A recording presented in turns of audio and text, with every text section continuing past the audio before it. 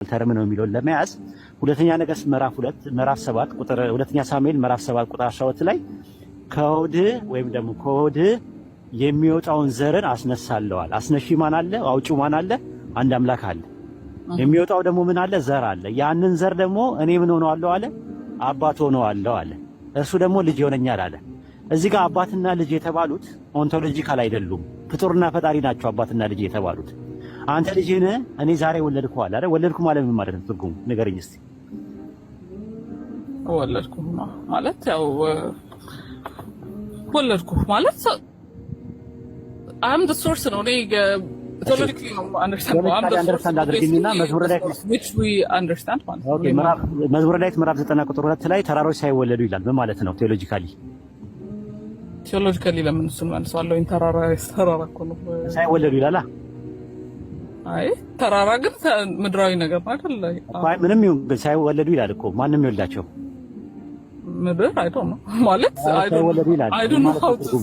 አዎ አይ መወለድ የሚለው ጌኔካ የሚለው የግሪከኛው ቃል መፈጠርን ለማመልከት ይመጣል። ስለዚህ አይ የተወለደ እንጂ ያልተፈጠረ ምንለው እኮ ለዛ ነው እኮ። መወለድ ማለትና መፈጠር ምንድነው ልዩነቱ? ስለስንል ፈጣሪ ጾታ የለውም። ለምን ይወልዳል? መወለድ የሚለው ለፈጣሪ የሚሰራው መስራቱን ሊያማመልከት ነው። አብ በራሱ ሕይወት እንዳለው ለወልድም በራሱ ሕይወት እንድኖረው ሰጥቷልና አለ። አብ ከዛ ደግሞ ወልድ ደግሞ የዘላለም ሕይወት ነኝ ይላል አይደል? ማለት የዘላለም ሕይወት ደግሞ እንደተሰጠውም ይናገራል። እሱ አይደለም ነጥቡ። ግን ወደ ነጥባችን ስንመጣ ወለደው የሚለው ቃል ፈጠረው በሚል ነው የሚመጣው በባይብል ኬጅ። አይ እንደዛ ከሆነ ፈጠርኩ ይል ነበር፣ ለምን ወለድኩ ይላል ማለት። ተራሮችን ሳይወለድ የሚለው ነገር ለምን ተራሮች ሳይፈጠሩ ለምን አላለው? ለምን ሳይወለዱ ለምን አለው? እንደዛ ከሆነ ተራሮች ካለመኖር ወደ መኖር እየመጡ ስላልሆነ ነው እየወተወለዱ ወደ ታዲያ ተራሮች ሳይወለዱ የሚለውን ነገር ሳይፈጠሩ ብሎ ለምን አላስቀመጠውም? ሳይወለዱ ብሎ ለምን አስቀመጠው? ምክንያቱም ተራሮች አሁን ቃላቶችን እየሰነጠቅናቸው ስለሆነ ነው። ትርጉም አላቸው ነው የምልሽ እኮ ማራይ ሳይሆኑ ፍካራዊ ተወልደው ነው ካለመኖር ሳይሆን የመጡት ከነበረው ነገር ተወልደው። ተራሮች ሳይወለዱ ሲባል ሳይፈጠሩ ማለት አይደል እንዴ ተብሎ የተተረጎሙ በእናንተ? እኔ እንጃ ማለት አሁን እንዳልኩ ነው። ኮሜንታሪውን አላነበብኩም። ችግር የለውም። ኢየሱስ መፈጠሩን ላሳይሽ፣ ፈጠረኝ ያለበትን ላሳይሽ፣ ሁለት ቦታ ጥቅስ ላሳይሽ። ኢየሱስ ምን ፈጠረኝ የለበሰውን ስጋ ብለን ስለምናምን ፈጠረኝ ቢል ብዙ ላስደነቀኝ ይችላል ብዬ ነው የማስበው። እውነት ለመናገር እንዴት ሰማይና ምድር የፈጠረው አምላክ ፈጠረኝ ካለስ?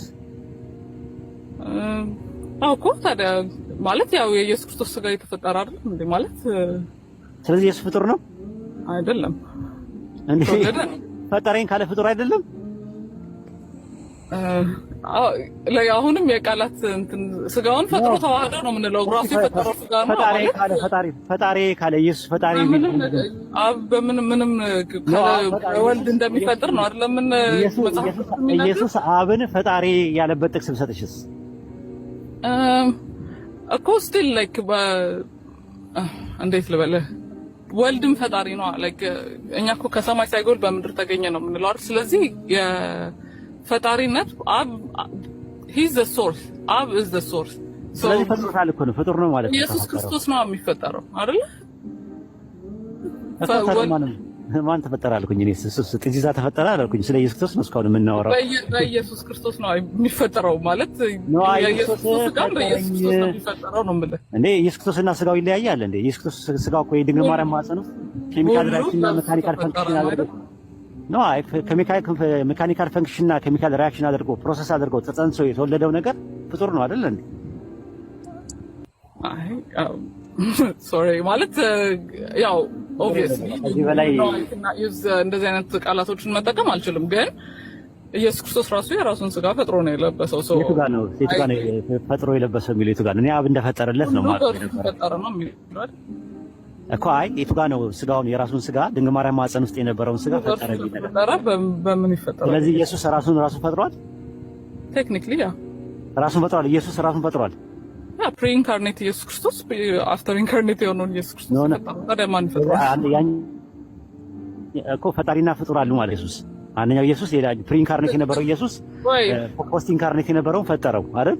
ቴክኒክሊ ያ ወይኔ ወልድ ነው ታዲያ ምን ሌላ ምን ይመችሽ። እሺ ችግር የለውም። በጣም ሀሳብሽን እናከብራለን። ሌላ ጊዜ እንገናኛለን። እኔም ልውጣ። በጣም ተመችቶኛል። አንደኛ ቴዎሎጂካል ተርም ነው የምትጠቀሚው። ሌላ ጊዜ ስትመጪ በደምብ ትሪኒቲ ኮንሴፕትን ይዘሽ አጥንተሽ ምናምን ነገር መተሽ እንደምናወራ ተስፋ አለኝ።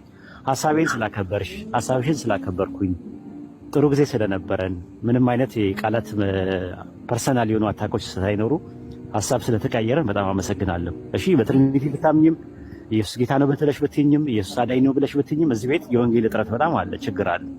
ችግር የለም ሰብካለሁ መጥቼ በቂ 20 ደቂቃ ምናምን እንፈቅድልሻለን። አብዱልከሪም ምንድን ነው ዓላማና ኢላማ?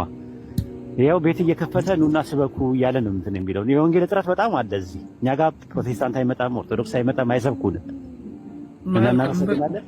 በእኔ ጣሉት ችግር የለም። እንትን ግን ቁርአን ላይ የተወሰኑ ጥያቄዎች ነበሩኝ። አሁን አንተ ባትኖር ችግር የለም። አይ ቲንክ ሌላ ሰው ይቀጣሉ። ሌሎች ወንድሞችም ስላሉ ከእነሱ ጋር ቁርአን ላይ ተቀጣያለሽ። ከኔ ጋር ብትኖሪ ጥሩ ነው። እኔ ጋር ብርድም አለ ሌላ